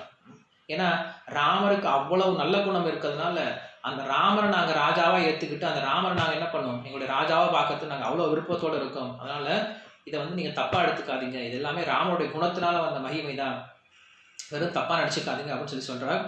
ஸோ அப்படி சொல்லும்போது தசரதன் ரொம்ப சந்தோஷப்படுறான். ஓ, நீங்கள் ராமரை பற்றி அவ்வளோ தெரிஞ்சு வச்சுருக்கீங்களா அப்படின்னு சொல்லி சொன்ன உடனே ஆமான்னு சொல்லி சொல்கிறார். ஏன்னா ராமர்கிட்ட வந்து அதிகமாக தசரதன் கொண்டு அதிகம் பழகிறது கிடையாது. காலைல வருவார், சாயந்தரம் வருவார், பார்த்துட்டு போயிடுவார். ஆனால் அந்த ஊர் மக்கள் என்ன பண்ணுறாங்க, நிறைய தசரதன் கிட்ட அந்த ராமர்கிட்ட பழகிட்டே இருக்காங்களாம். அப்படி பழகிட்டு இருக்கும்போது தசரதன் கேட்குறான், அந்த ஊர் மக்கள் கிட்ட கேட்குறாரு, நீங்கள் ராமருடைய குணங்களை பற்றி கொஞ்சம் சொல்லுங்களேன், ராமருக்கு என்னெல்லாம் குணங்கள் இருக்குது அப்படின்னு சொல்லி கேட்கும்போது அந்த ஊர் மக்கள் எல்லாரும் என்ன பண்ணுறாங்க, ஒவ்வொருத்தரும் ஒவ்வொரு குணங்கள் சொல்ல ஆரம்பிக்கிறாங்களாம். ராமருக்கு இருக்கிறதே ரொம்ப மிக முக்கியமான ஒரு குணம் ரொம்ப முக்கியமான குணம். ராமருக்கு மட்டும் கிடையாது. நம்ம எந்த ஒரு கடவுளை எடுத்துக்கிட்டாலும் அவருக்கு இருக்க வேண்டிய மிக முக்கியமான குணம் என்ன அப்படின்னு பார்த்தீங்கன்னா, அவர் கடவுளாகவே இருந்தாலும் கடவுளுக்கு உண்டான மிக முக்கியமான குணம் என்ன அப்படின்னா சௌஷல்யம் அப்படின்னு சொல்றாங்க. சௌஷல்யம் அப்படின்னா ரொம்ப எளிமையா பழகக்கூடிய தன்மை. ராமர் எப்படிப்பட்டவர் அப்படின்னா மிக உயர்ந்த ஸ்தானத்தில் இருக்கக்கூடியவர். ஒன்று ராஜாவுடைய பையன், சக்கரவர்த்தியோட பையன் அப்படின்னாலும் அவர் எப்படி இருக்கார், ரொம்ப உயர்ந்த ஸ்தானத்தில் தான் இருக்காரு. ரெண்டாவது பகவானுடைய அவதாரம், நாராயணுடைய அவதாரம். ஸோ அப்படி ரெண்டு வகையிலுமே உயர்ந்தவர் தான் பகவான். அப்படி இருந்தாலும் என்ன பண்ணுவார், ரொம்ப எளிமையாக பழகுவார் எல்லார்கிட்டையும். ரொம்ப எளிமையாக யார்கிட்ட பழகுறாரு அப்படின்னா, நீங்கள் ராமாயணத்தை படித்து பார்த்தீங்க அப்படின்னா, கொஞ்சம் தூரம் பார்த்தீங்க அப்படின்னா அவங்களுக்கு தெரியும். ராமருடைய ஃப்ரெண்ட்ஸ் பார்த்தீங்க அப்படின்னா குஹன். குஹன் யார், ஒரு வேடுவ ராஜா. அதுக்கப்புறம் பார்த்தோம் அப்படின்னா சுக்ரீவன். சுக்ரீவன் யார் அப்படின்னா ஒரு குரங்கு கூட்டத்துடைய ராஜா. மூன்றாவது பார்த்தோம் அப்படின்னா விபீஷன். விபீஷன் யார் அப்படின்னா ஒரு என்ன சொல்கிறது, அசுரர்களுடைய ஒரு கூட்டத்திலேருந்து வந்தவன். ஸோ இப்படி தனக்கும் இந்த 3 பேருக்கும் ஒரு ஸ்டேட்டஸும் கிடையாது. பட் அப்படி இதில் என்ன பண்ணுவார், தன்னுடைய ஸ்டேட்டஸ் அப்படின்லாம் எதுவும் பார்க்காம ரொம்ப எளிமையாக எல்லாருக்கூடையும் பழகக்கூடியவராக இருப்பார். ஸோ இதுதான் ராமருக்கே இருக்கக்கூடிய மிக முக்கியமான ஒரு குணம். என்ன குணம் அப்படின்னா ரொம்ப எளிமையாக பழகக்கூடிய தன்மை. கிருஷ்ணர் அப்படிதான் இருப்பார். உங்களுக்கு தெரியும், கிருஷ்ணர் பகவானாக இருந்தாலுமே கூட அவர் பார்த்தோம் அப்படின்னா கோபர்கள் கூட, அந்த கோபியர்கள் கூட ரொம்ப எளிமையாக பழகக்கூடியவர். இது ரெண்டுமே இருக்காது யூஸ்வலாக நீங்கள் பார்த்தீங்க அப்படின்னா கொஞ்சம் ரொம்ப பெரிய உயர்ந்த ஸ்தானத்தில் இருக்கவங்க ரொம்ப எளிமையாக யார்கிட்டே பழகிட மாட்டாங்க. அவங்க ஃபேஸ் பார்த்தோன்னா எப்பயுமே ரொம்ப உருன்னு வச்சுட்டு இருப்பாங்க, ரொம்ப சீரியஸாக இருப்பாங்க. ஏன்னா சீரியஸாக வச்சுருந்தா தான் ரொம்ப ஹை பொசிஷனில் இருக்காங்க அப்படின்னு நிறைய பேர் நினைப்பாங்க. ஸோ அப்படிலாம் ராமர் கிடையாது. அதே மாதிரி ராமரை பற்றி சொல்லும்போது என்ன சொல்கிறாரு, ஸ்மிருதபூர்வ பாஷிதாக அப்படின்னு சொல்கிறார். ஸ்மிருதபூர்வ பாஷி ராகவா அப்படின்னு சொல்கிறார். உதாரணத்துக்கு நம்ம என்ன பண்ணுறோம், யாராவது ஒரு ஆளை பார்த்தோம் அப்படின்னா உடனே சிரிக்கலாம் மாட்டோம், ரொம்ப சீரியஸாக பார்ப்போம். அவர் யாராவது நம்ம கிட்ட இன்ட்ரோடியூஸ் பண்ணி இவர் இந்த பர்சன்ப்பா, இவர் இவருக்கு இந்த பேர் அப்படின்னு சொல்லிட்டு யாராவது நம்ம இன்ட்ரோடியூஸ் பண்ணால் என்ன பண்ணுவோம், ஓ ஓகே ஹாய் ஹவாரி அப்படின்னு சொல்லிட்டு ஷேக் ஹேண்ட் கொடுத்து பேச ஆரம்பிக்கிறோம். நம்மளா போய் என்ன பண்ண மாட்டோம், யார்கிட்டே போய் வழியை பேச மாட்டோம். ஏன்னா நம்மளுடைய ஸ்டேட்டஸ் குறைஞ்சி போயிடும் அப்படின்னு நினைக்கிறோம். ஆனால் ராமர் அப்படி இருக்க மாட்டார். ராமர் யாரை பார்த்தாலும் ஃபஸ்ட்டு ஒரு சின்ன சிரிப்பு கொடுத்துட்டு தானாக போய் பேசுவார். ஸோ அப்படி ரொம்ப எளிமையான தன்மையை உடையவர் ராமர் அப்படின்னு சொல்கிறாங்க. ராமருடைய பேச்சை பற்றி சொல்லும்போது இது நம்ம கற்றுக்க வேண்டியது. நம்ம என்றைக்குமே மற்றவங்க நம்மளுக்கு மரியாதை கொடுக்கணும் அப்படின்னு நினைக்கிறத விட நம்ம மற்றவங்களுக்கு என்ன கொடுக்கணும், மரியாதை கொடுக்க கற்றுக்கணும். இதுதான் ராமர் நம்மளுக்கு கொடுக்கக்கூடிய முதல் இன்ஸ்ட்ரக்ஷன். ஒரு மனிதனுக்கு உண்டான மிக முக்கியமான குணம் என்ன அப்படின்னா, மற்றவங்ககிட்ட என்ன எதிர்பார்க்கக்கூடாது, மரியாதை எதிர்பார்க்காம நம்ம போய் என்ன பண்ணோம், அவங்களுக்கு மரியாதை கொடுத்து பேச ஆரம்பித்தோம் அப்படின்னா இது ரொம்ப சிறந்த குணம் அப்படின்னு சொல்கிறார். ஸோ ராமருடைய பேச்சை பற்றி சொல்லும்போது ராமர் எப்படி பேசுவாராம் அப்படின்னு சொன்னோன்னா 4 குணங்கள் சொல்கிறார் ராமருடைய பேச்சை. என்ன சொல்கிறாரு, பிரியவாதி, மிதவாதி, ஹிதவாதி, மதுர பாஷி அப்படின்னு சொல்கிறார். ராமர் இப்படி 4 வகையில் பேசுவாராம். என்னென்னது, முதல்ல பிரியவாதி, ரொம்ப பிரியமாக பேசுவாராம், ரொம்ப அஃபெக்ஷனோட பேசுவாராம், கோபம் எரிஞ்சு விழுந்துலாம் பேச மாட்டார், ரொம்ப அன்போட பேசுவாராம், பிரியவாதி. ஸோ அன்போட பேசுகிறாரே, நம்மளுக்கு தப்பான விஷயத்த சொல்லிக் கொடுப்பாரா, கிடையாது. ஹிதவாதி அப்படின்னு நம்மளுக்கு எது நல்லதோ அதை மட்டும் தான் பேசுவாராம். சரி நல்லது மட்டும் பேசுகிறாரு, வளவளன்னு ஒரு 3-4 மணி நேரம் பேசுவாரா அப்படின்னா கிடையாது. மிதவாதி, எவ்வளோ தேவையோ அவ்வளோதான் பேசுவாராம். அதே போல் இந்த 3 விஷயத்தையும் பேசும்போதும் மதுர பாஷி, அவருடைய வார்த்தை எப்படிப்பட்ட வார்த்தைகளாக இருக்கும், ரொம்ப இனிமையான வார்த்தைகளாக இருக்குமா. ஸோ இப்படி ராமருடைய பேச்சு சொல்லும் போது இந்த 4 குணங்களை சொல்கிறாங்க. பிரிய, ஹித, மதுர, அப்புறம் மித அப்படின்னு சொல்கிறாங்க. ஸோ ஒவ்வொரு மனிதனும் பேச கற்றுக்கணும் அப்படின்னா ராமர்கிட்ட தான் பேச கற்றுக்கணுமா. ராமரை மாதிரி நம்ம பேச கற்றுக்கணும். எப்படி பேசணும், ரொம்ப பிரியமாக பேசணும், போதுமான அளவு பேசணும், நல்லது மற்றவங்க எது நல்லதோ அதை மட்டும்தான் பேசணும். ஸோ அதே போல் ரொம்ப இனிமையான வார்த்தைகளை உபயோகப்படுத்தி பேசணும். ஸோ இப்படி ஒரு மனிதன் என்ன பண்ணணும், பேச கற்றுக்கணும் அப்படின்னு சொல்கிறார். ஸோ அப்படி ராமருடைய பேச்சை பற்றி ஒரு சில அங்கே இருக்கக்கூடிய ஜனங்கள் சொல்ல ஆரம்பிக்கிறாங்களா. இன்னும் ஒரு சில ஜனங்கள் என்ன சொல்கிறாங்க, ராமருடைய வேறொரு குணங்கள் சொல்கிறாங்க. என்ன குணம் சொல்கிறாங்க அப்படின்னா, ராமர் என்ன பண்ண மாட்டாரா, யாராவது ஒருத்தன் தெரிஞ்சோ தெரியாமலோ ராமருக்கு ஒரு உதவி பண்ணிட்டா அப்படின்னா அந்த உதவி என்னைக்கும் மறக்க மாட்டார். ராமருக்கு என்ன உதவி பண்ண முடியும், ஏகேன உபகாரேன துஷ்யதி அப்படின்னு சொல்கிறாங்க. ஏகேன உபகாரேன, உபகாரம் அப்படின்னா உதவி. ஸோ ராமருக்கு யாராவது ஒரு சின்ன உதவி பண்ணா கூட, இல்லை சின்ன உதவி மாதிரி தெரிஞ்சா கூட என்ன பண்ண மாட்டாரா, என்னைக்கே மறக்க மாட்டாரா. எத்தனை வருஷம் கழிச்சு பார்த்தாலும், நீ எனக்கு அந்த உதவி பண்ணியப்பா, நீ எனக்கு அந்த உதவி பண்ணியே, எனக்கு அந்த இன்னும் ஞாபகம் இருக்கு அப்படின்னு சொல்லிட்டு அந்த உதவி பற்றி ஞாபகம் பண்ணிட்டு இருப்பாரு தவிர அதை மறந்தே போக மாட்டார். அவளுக்கு திருவள்ளுவர் சொல்லியிருக்காரு இல்லையா, என்னன்றி கொன்றாருக்கும் உய்வுண்டா உய்வில்லை, செய் நன்றி கொன்ற மகருக்கு அப்படின்னு சொல்றாரு. ஸோ இது வந்து மனிதனுக்கு உண்டான மிக முக்கியமான குணம். என்னது, நன்றி மறக்கக்கூடாது. ஆனா என்ன பண்றோம், நம்ம இன்னைக்கு எல்லாருமே என்ன பண்றோம், நன்றியை மறந்தவங்களா தான் இருக்கும். நம்ம யார் எதை செஞ்சாலும் என்ன பண்ண மாட்டேங்கிறோம், அதை ஞாபகம் வச்சுக்க மாட்டேங்கிறோம். நன்றி என்ன பண்ணிடுறோம், உடனே மறந்து போயிடும். அந்த நன்றியை மறந்ததுனால தான் நம்ம என்ன பண்றோம், இன்னைக்கு யாருமே கடவுளை வழிபாடு பண்றது கிடையாது.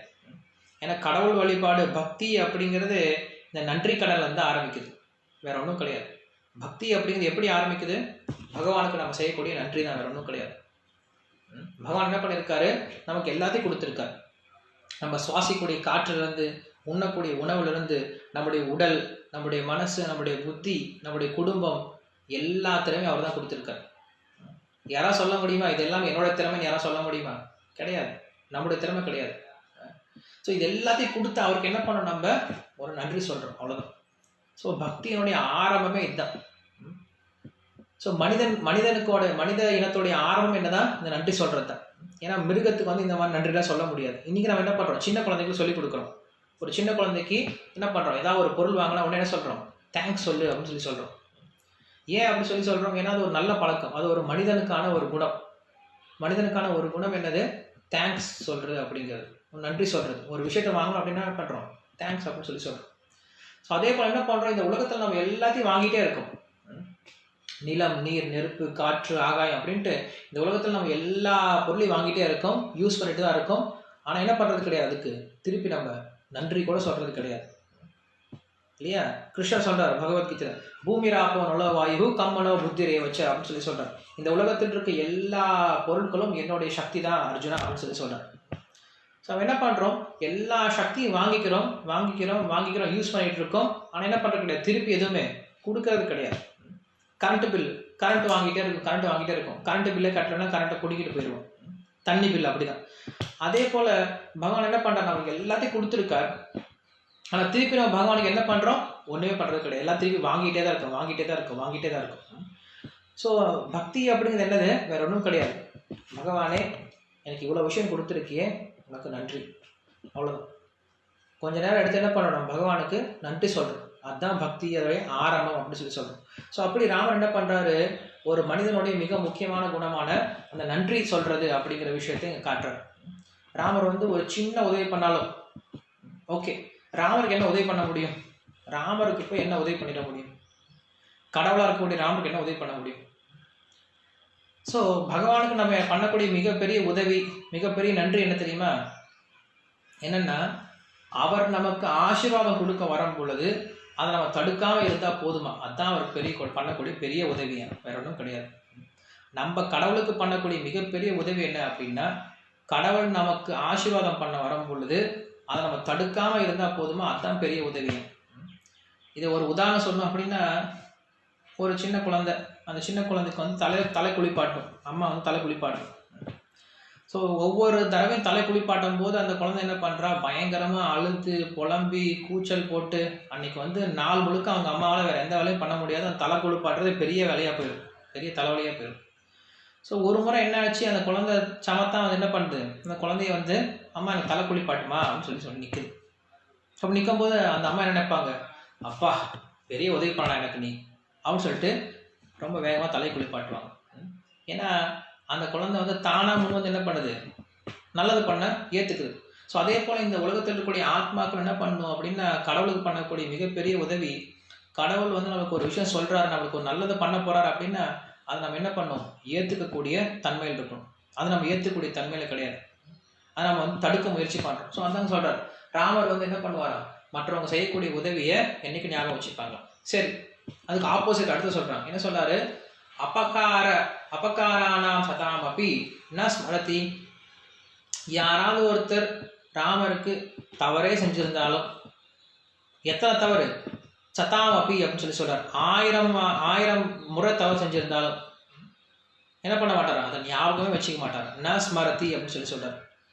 ஒருத்தர் பண்ண நல்ல விஷயத்த என்னைக்கு ஞாபகம் வச்சுக்கணும், ஆனா அவர் பண்ணக்கூடிய தவறை மறந்தே போயிடும் சொல்றார். மன்னிச்சு விடுற சொல்ல கிடையாதுங்க, தவறை மன்னிக்க சொல்ல. தவறு என்ன பண்றாரு, மறந்து போயிட்டு சொல்றாரு. ஏன்னா மன்னிச்சு விட்டாலும் ஒரு நாள் அவனுக்கு ஞாபகம் வரும், இவன் தான் அப்படி பண்ணா, இவன் தான் அப்படி பண்ணா அப்படின்னு சொல்லிட்டு அவனுக்கு ஞாபகம் வரும். ஸோ அப்படி இல்லாம யாராவது நமக்கு செஞ்ச தவறு என்ன பண்ணிடுமா, மறந்தே போயிடுமா. ஸோ அப்படிப்பட்ட குணத்தை உடையவர் ராமர் அப்படின்னு சொல்றாரு. அதுக்கப்புறம் ராமர் இன்னொரு மிக முக்கியமான குணம் என்ன சொல்றாங்க அப்படின்னா கருணை அப்படின்னு சொல்றாங்க. பகவானுடைய மிக முக்கியமான குணத்துல இன்னொன்னு கருணை. ஸோ இந்த கருணை அப்படின்ற ஒரு குணம் இருக்கிறதுனால நம்ம எல்லாரும் கடவுள்கிட்ட போறோம். கடவுளுக்கு உண்டான மிக முக்கியமான குணம் என்னது, இந்த கருணை அப்படிங்கிறது தான். ஏன்னா கடவுளுக்கு எல்லா விதமான குணமும் இருக்கலாம்.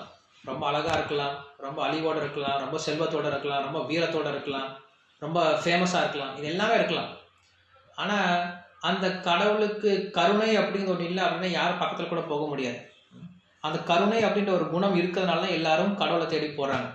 ஸோ அப்படி கடவுளுக்கே உண்டான மிக முக்கியமான குணம் என்னது, கருணை அப்படிங்கிறது. அந்த கருணை இருக்கிறதுனால என்ன பண்ணுறாரு, பகவான் வந்து இந்த உலகத்தில் அவதாரம் பண்ணி இந்த உலகத்தில் வந்து நம்மளை பாதுகாக்க வர்றார். ஸோ இதெல்லாம் ஏன் இங்கே ராமர் வந்து இதெல்லாம் செய்கிறார் அப்படின்னா வெறும் ராமாயணத்தில் இருக்கிறதுக்காக மட்டும் கிடையாது. இந்த குணங்களை மனிதர்களான நம்மளும் வளர்த்துக்கணும் அப்படின்றதுனால தான். கருணை அப்படின்ற குணத்தை நம்மளும் வளர்த்துக்கணும் அப்படிங்கிறதுனால. ஸோ இந்த மாதிரி ஒவ்வொரு குணங்களையா பேசிட்டு வராங்க. அந்த மக்கள், அங்கே இருக்கக்கூடிய மக்கள் எல்லாம் என்ன பண்ணுறாங்க, ஒவ்வொரு குணங்களாக பேசிட்டு இருக்காங்க. ஸோ இதெல்லாம் கேட்ட பின்னாடி தசரதனுக்கு ரொம்ப சந்தோஷம் ஆயிடுச்சு. ராமருடைய இப்படிப்பட்ட குணங்கள்லாம் கேட்கும் பொழுது அந்த தசரதன் ரொம்ப சந்தோஷப்பட்டுட்டு அன்னைக்கு வந்து தசரதன் வந்து அனௌன்ஸ் பண்ணிட்டான், ராமருக்கு நாளைக்கு பட்டாபிஷேகம் பண்ணிடலாம் அப்படின்னு சொல்லிட்டு அனௌன்ஸ் பண்ணிட்டு அப்போ என்ன பண்ணுறான், போய் ராமரை கூட்டிட்டு வா அப்படின்னு சொல்லிட்டு ராமரை கூப்பிட்டு அனுப்புகிறான். ஸோ ராமர் அந்த சபைக்கு வரார். ஸோ ராமர் சபைக்கு வந்த பின்னாடி ராமர்கிட்ட இன்ஃபார்ம் பண்ணுறார் தசரதன், இந்த மாதிரி நான் உனக்கு பட்டாபிஷேகம் பண்ணலான் இருக்கேன், அதுவும் நாளைக்கே பட்டாபிஷேகம் பண்ண போகிறேன் அப்படின்னு சொல்லிட்டு தசரதன் அனௌன்ஸ் பண்ணிட்டாரு. ராமர் கேட்டுட்டு அவர் கிளம்பி போயிட்டார். கிளம்பி போன பின்னாடி தசரதனுக்கு ஒன்றுமே புரியலையா, யோசிக்கிறார். நம்ம வந்து பட்டாபிஷேகம் பண்ண போகிறோன்னு சொல்லி சொல்கிறேன், அவனை ராஜாவாக ஆக்க போகிறேன்னு சொல்கிறேன், ஆனால் இந்த பையன் என்ன பண்ணல, ஒரு ரியாக்ஷனுமே இல்லாமல் இருக்கானே. ஒன்று சந்தோஷப்பட்டுருக்கணும், இல்லைன்னா வேணான்னு சொன்னா அப்படின்னா துக்கமாவது பட்டுக்கணும், ஏதாவது கோபமாவது பட்டுருக்கணும். ஆனால் என்ன பண்ணல, எந்த ரியாக்ஷனுமே இல்லை இவனுக்கு. இந்த பையனுக்கு உண்மையாலுமே பிடிச்சிருக்கா பிடிக்கலையான்னு தெரியலையே. நம்மளுக்கு நிறைய பேருக்கு தெரியும், ஒருத்தரை பார்த்தாவே என்ன பண்ணலாம், அவனை எப்படி பண்ணணும் எடை போட்டலாம். நிறைய பேர் அப்படிலாம் எக்ஸ்பர்ட்ஸ்லாம் இருப்பாங்க. ஸோ அப்படி தான் அயோத்தியா மக்கள் எப்படிப்பட்டவங்க அப்படின்னா ஒருத்தரை பார்த்தோன்னே எடை போட்டுருவாங்களா இவன் எந்த மாதிரி நபர் அப்படின்ட்டு. ஸோ அப்படிப்பட்ட அயோத்தியாவில் ராஜாவாக இருக்கக்கூடிய தசரத மகாராஜாவுக்கு தன்னுடைய பையனான ராமர் என்ன நினைக்கிறார் அப்படிங்கிறது அவருக்கு மனசில் தெரியவே இல்லையா. ஸோ ராமருடைய குணத்தை பற்றி சொல்லும்போது அவர் எப்படிப்பட்ட குணத்தை உடையவர் அப்படின்னா ஒரு சமுத்திரத்தை போல இருப்பார் ராமர்.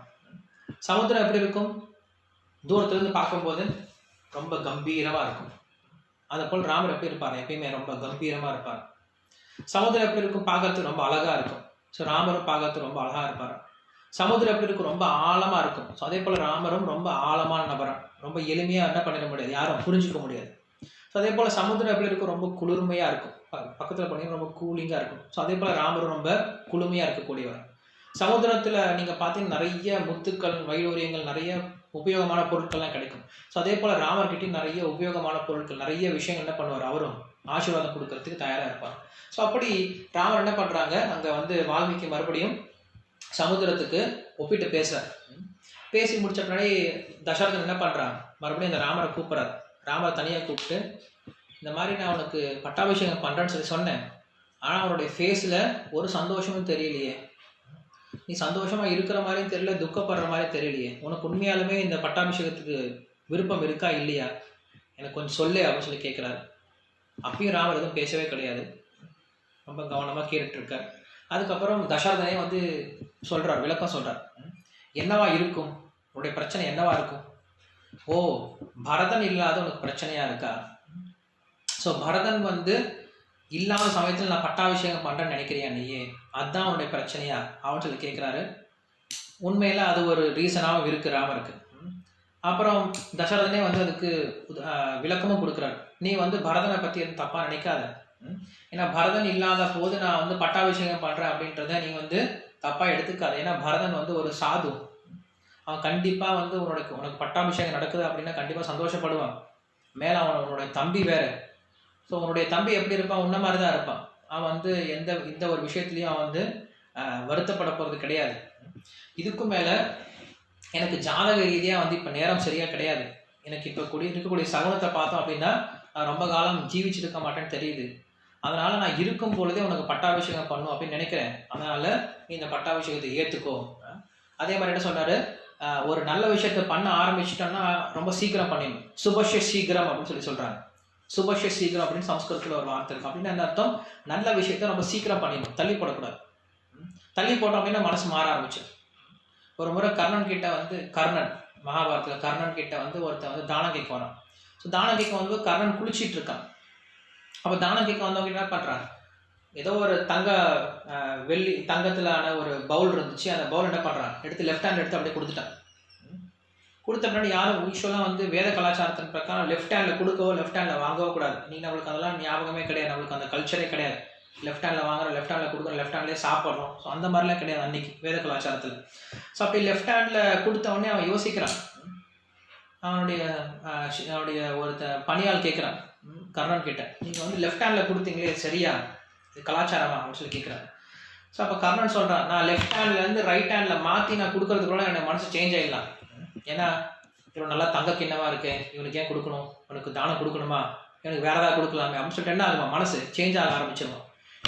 லெஃப்ட் ஹேண்ட்லேருந்து ரைட் ஹேண்ட் போகிறதுக்குள்ள மனசு சேஞ்ச் ஆக ஆரம்பிச்சிடும். அதனால் என்ன பண்ணுறான், இமீடியட்டாக கொடுத்துட்டான். ஸோ அதே போல் நம்ம ஒரு நல்ல விஷயத்தை செய்ய ஆரம்பிச்சிட்டோம், செய்ய முடிவு பண்ணிட்டோம் அப்படின்னு என்ன பண்ணணும், உடனே பண்ணிடணும். ஸோ அதே போல் நான் வந்து பட்டாபிஷேகம் பண்ணும் அப்படின்ற ஒரு விஷயத்தை முடிவு பண்ணிட்டேன்.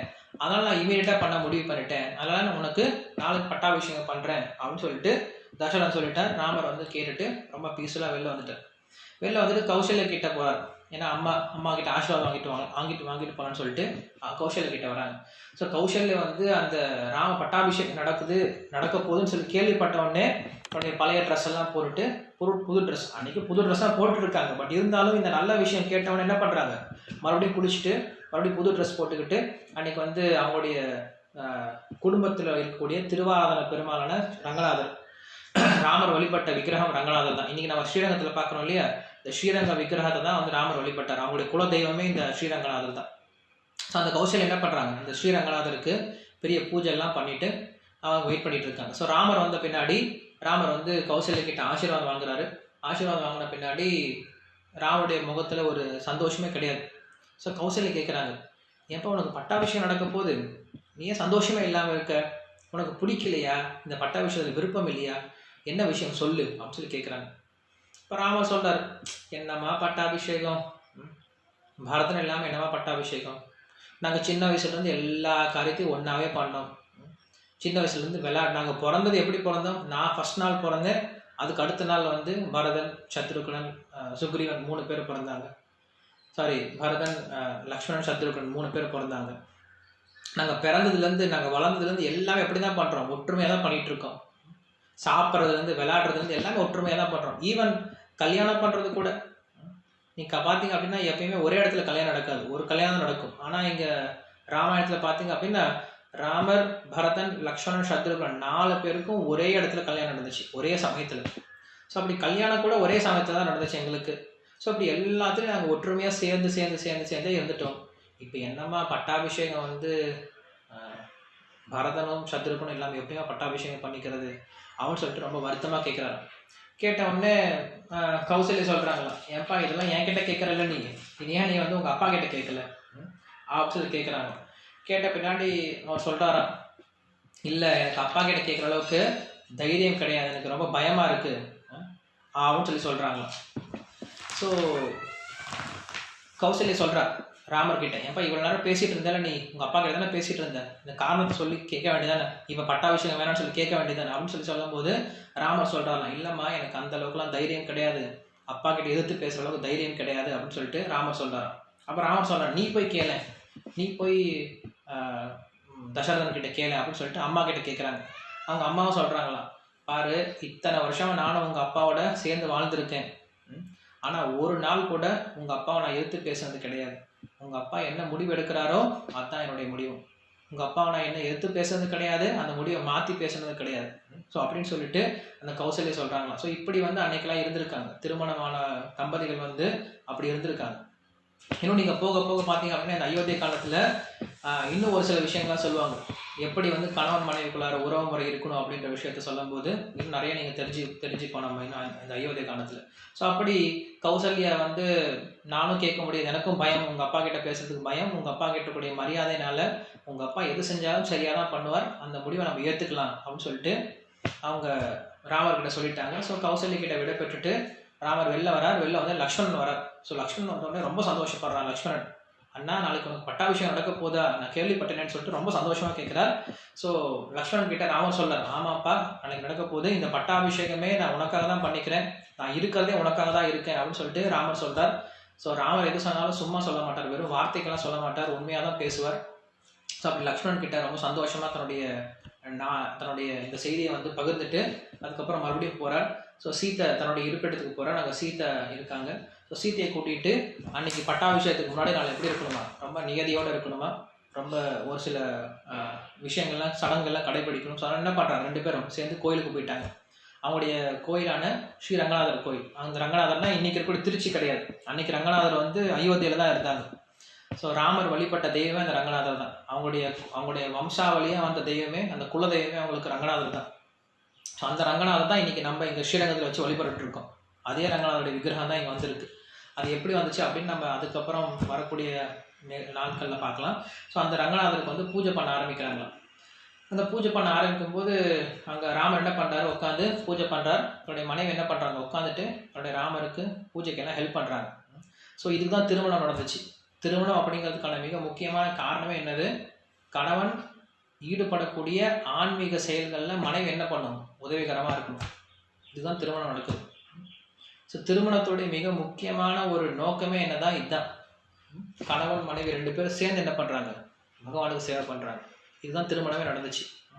ஆனால் இன்னைக்கு திருமணம் அப்படின்ற விஷயத்துக்கு நிறைய பேர் அர்த்தமே தெரியாமல் பண்ணிக்கிறோம். இன்னைக்கு கல்யாணம்னா என்னது, இட்ஸ்